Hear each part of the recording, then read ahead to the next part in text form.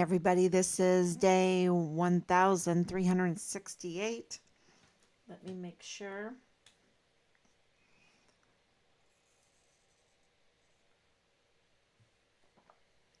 Okay, let me make sure I am on.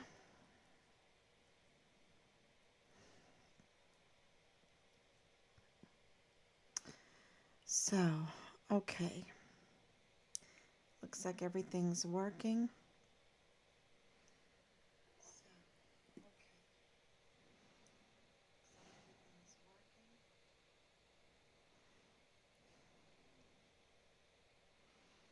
Turn this down a little bit. Thank you so much. Okay, everyone, thank you.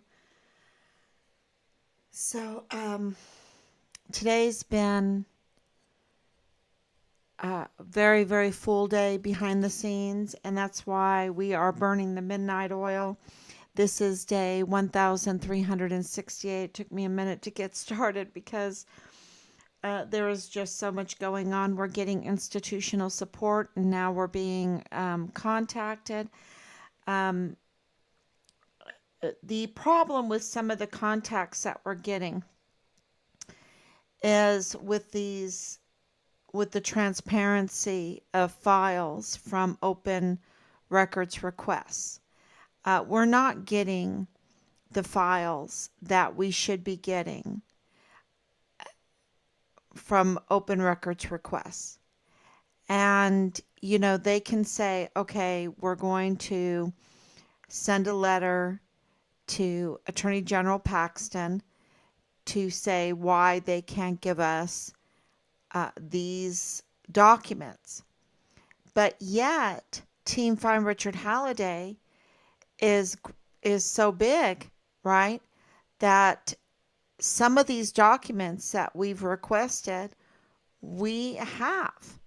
We have some of these because it's taken so long to get these documents, but others have received these documents because they're open records. They're open records, and others have received these documents.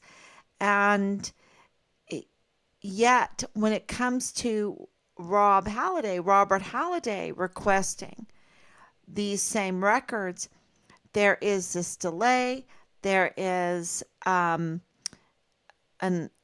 effort, a clear effort. There's no doubt in our minds that there is an effort to hide something, to cover up something, to not reveal to us what's going on. For some reason, these agencies, the government institutions that we're requesting, not all of them, some of them have given us, that's why we understand what's going on in our son's case, because we have, through the open records requests, looking through to see what Bill Hicks did, right? What Mario Raskin Ortiz has done. But, so it's not all of them, but it is enough. And so now we have proof that they're playing games with us, because why is other people receiving those open records requests when they're requested by other people, but when we're requesting it, they're doing some acrobatics, they're doing some ignoring us, or doing some acrobatics, or trying to get AG Paxton to say, oh yeah, we have to redact this, or you don't have to give them this, or whatever. And this is a problem that we have gotten. And we have a very, very good reason why we need to look at these open records, because we need to find our son, Richard Halliday, the Distinguished Honor Graduate, the missing and murdered Fort Bliss soldier that was a Fort Bliss whistleblower. We have a very good reason to want transparency, to need transparency. So that is some of the the reaction that we had today when we were contacted, and received some things, and then some things um, were withheld from us that other people have, which, you know, uh, that is proof that they're messing with us. They're playing games with us. The other is very good news of investigations going on behind the scenes, being contacted by those that are investigating, the um, the agencies that are investigating, and that is very good news because right now El Paso does not have a justice system. It does not have a functioning legal district attorney's office. So everything that John Briggs is doing right now, um, he's doing illegally. In my, you can tell me if I'm wrong, but seemingly, apparently, what Shapley's doing, all those that are working inside of that district attorney's office under Bill Hicks, who we have what seems to be his attempt to fill out his oath of office and his statement of officer, but there is no stamp and filing. We don't have, and that's one of the things that we would like. Why can't we get the district attorney's oath of office and statement of officer? It's just a signature. You know, why can't we get that? That has been filed, stamped and filed. That, if I was Bill Hicks, I would be presenting that in a interview to the press, in a press release, right? In a press release, because we have submitted to the SB4 federal case that Bill Hicks is a usurper in the district attorney's office. So that's huge because he can't be a party to that case if he's not the district attorney to the 34th Judicial District Attorney's Office. So that is why that brief amicus notice was so important with the supplement of evidentiary evidence that we provided. Thank you, Team Fine Richard Halliday. Thank you so, so much. Because we have a reason why we need a functioning legal district attorney. And I think El Pasoans feel the same way. And I think all the service members on Fort Bliss feel the same way. And why isn't the leadership in the command, why aren't they feeling the same way? Why are they not holding a press conference? Why aren't they holding a press conference saying, our soldiers, when things are happening in El Paso and they need justice, why is it that the justice system in El Paso is broken? And our service members have no representation, no prosecution, no investigation. On top of the broke CID, right? Because Team Fine Richard Halliday called CID just a couple days ago, and they were adamant there is no missing soldier from Fort Bliss. There is no missing soldier from Fort Bliss. There is no missing soldier from Fort Bliss. They were adamant. That means that they know that they found Richard's remains, that they have Richard's to us. So that's another little breaking news that happened in the last 48 hours. That is very, very important. So the other that we're looking into, of course, the Walmart case, but because that's really that was such a setup. But what we're and we're looking into that. We have every right to look into that because Richard's case is intertwined with the Walmart mass shooting case, and we were asked by the military command and by CID to investigate. And so we are investigating and we're bringing forth all of the evidence. We're bringing forth evidence and we're even organizing the evidence, right, into three categories where, hard evidence, supplementary evidence, and irregularities. And I'm telling you, there's a lot of hard evidence. And so um, the big the big thing is that Mario Raskin Ortiz, the chief medical examiner, um, who we received autopsy number with his name on it. We didn't know who he was, and it was Ortiz's name, and he used to use uh, Rascon Ortiz, but now he's only using Rascon, and making $438,000 a year, and something is not right because we have now received evidence that there is a real possibility that he needs to be arrested for violating his visa, for lying to federal authorities. He's in the same boat as Leilani Hart, convicted criminal from Dreams Cabaret, mother of Richard's platoon leader, the Dallas Hart, who is the prime suspect in the murder of Richard.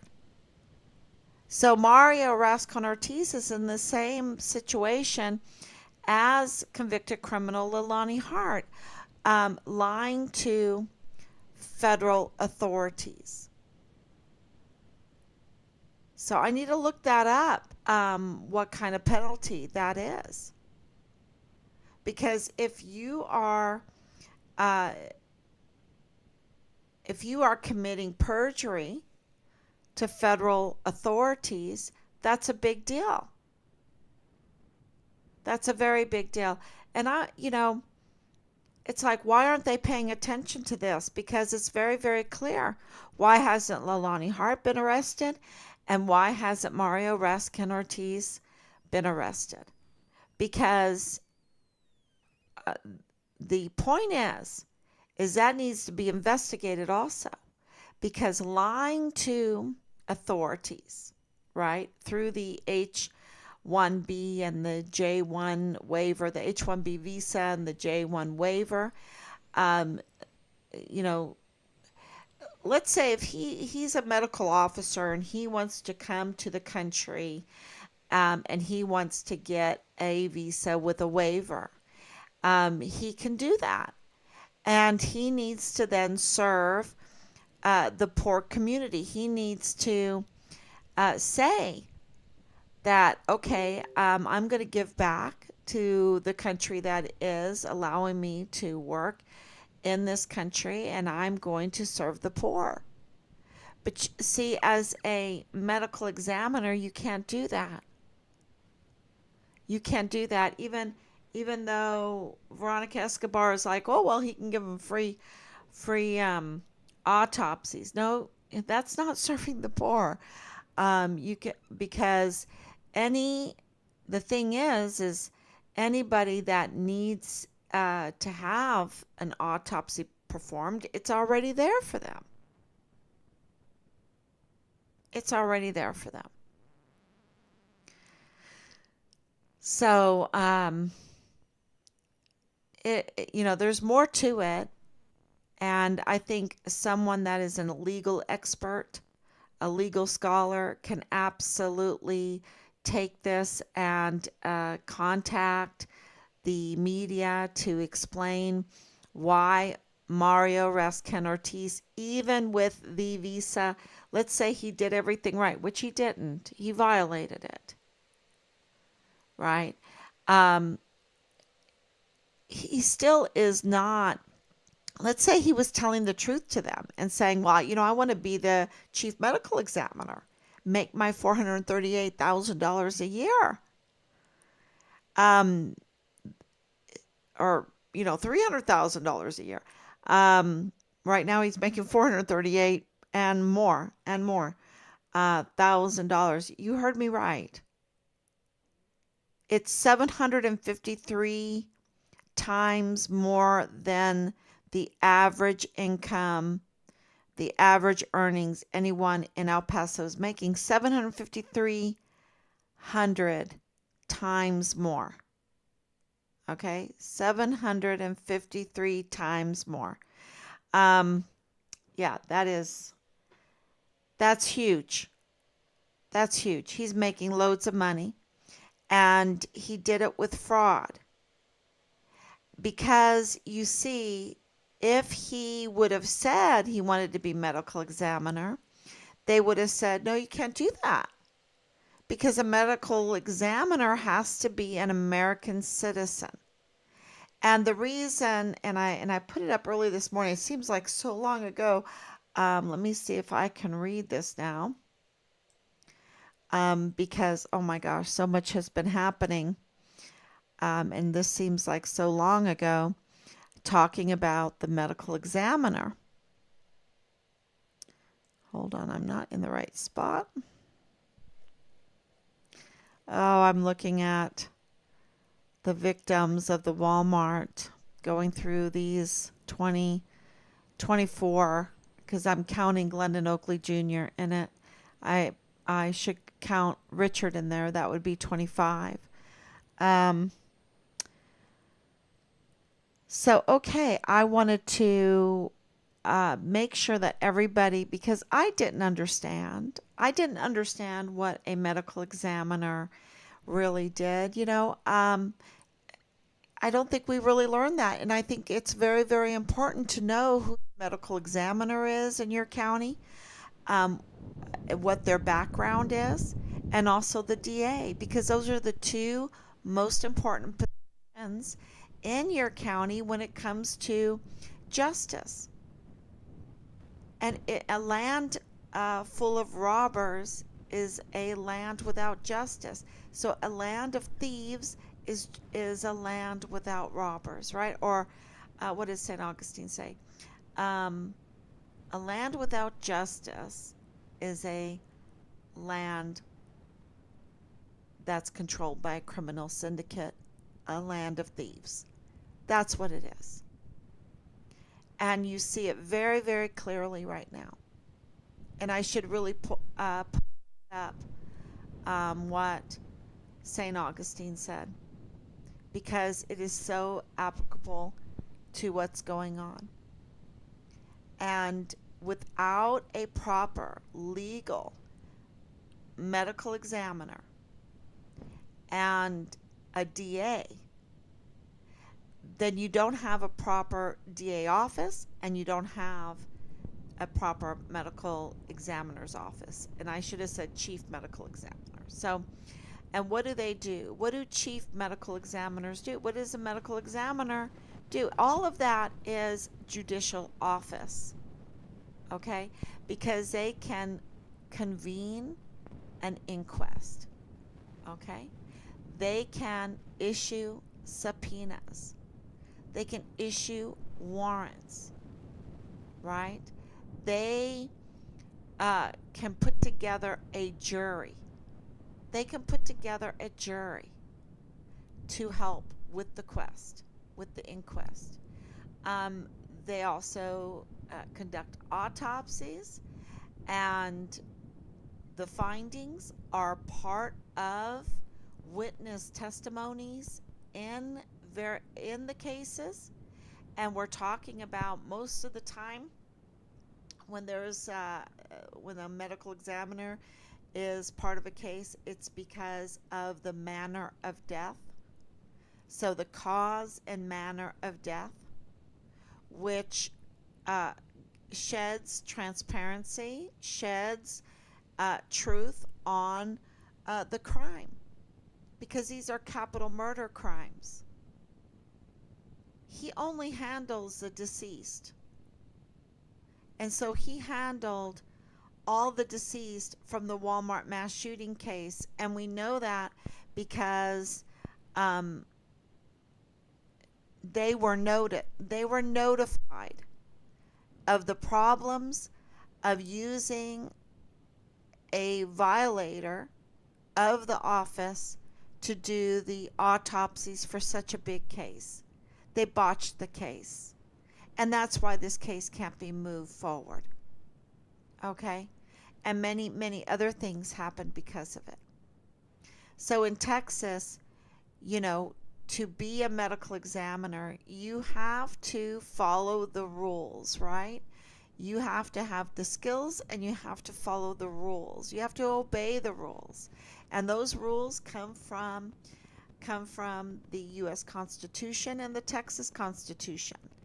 And they absolutely require that judicial officers are citizens. And I've been busy combing through old cases that absolutely um, are are let's see, opinions, outcomes, rulings from other cases that show that judicial officers, all judicial officers, um, medical examiners and chief medical examiners included in that, because sorry, because they do have powers like a judge.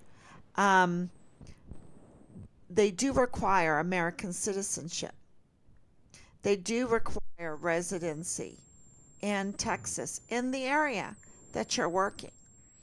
And you cannot debate those qualifications when you have so much backing it up. Yet, Veronica Escobar and the county attorney, Joanne Bernal, did just that. And Shapley, some Shapley person did just that also. And you're like, are you kidding me? What is your motive here for violating the Constitution and the Texas Constitution along with Mario Raskin Ortiz? Why are you backing this violation up? Because like judges in courtrooms, they a medical examiner, you know, has incredible and skill, and they have to guard the transparency and the truth of the cases, and they have to provide the proof of the forensic evidence. That's why they're forensic pathologists. So I think it's very important that we keep going on this to figure out why they chose, what was the motive behind breaking the our safeguards in this country to get him in, because they absolutely violated justice. And where there is no justice, there is just a band of robbers. And so is that what we're going to find? Thieves, identity thieves, insurance thieves,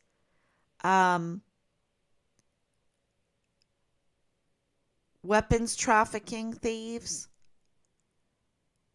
ammunition trafficking thieves, human trafficking thieves. Exactly. So thank you, Anicia, for coming on. So, and what is the connection? That they were not willing to bring in a proper medical examiner because they were warned. We have the testimony that they were warned that he was illegal, that he was unqualified, that he cannot botch the Walmart mass shooting case. And if they let him near the remains, that he was going to botch the case. So they were warned. And so that means that they have motive. They have a motive that they want him involved in the Walmart mass shooting. And of course, we're told that our son's remains were also handled by him. So this is why we want to get to the bottom of this. And, looking at the Walmart victims, the real sad story is Jordan and Andre and Chanda, right? With their poor little baby.